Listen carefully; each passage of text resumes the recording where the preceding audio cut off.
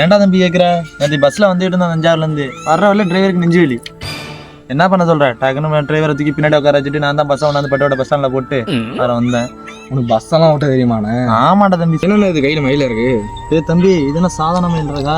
இதை கொண்டு போய் நீ புக்குக்குள்ளே வச்சுக்க, ஒரு மயில் ரகு 100 மயில் ரகம் மாறும். இதை கொண்டு போய் பாம்பே கேரளான்னு வச்சுக்க, லட்சத்தில் ஆகலாம். அண்ணா அப்படி தான் சம்பாரிச்சிட்டு இருக்கேன். பஸ் என்ன போயிட்டா அங்கேயே மாப்பிள்ள இருந்தா வரேன். அண்ணே இருங்கண்ணே, எனக்கு பஸ்ஸோட கத்தாங்க. மயில் புக்குள்ள வச்சா குட்டி போடுவோம்.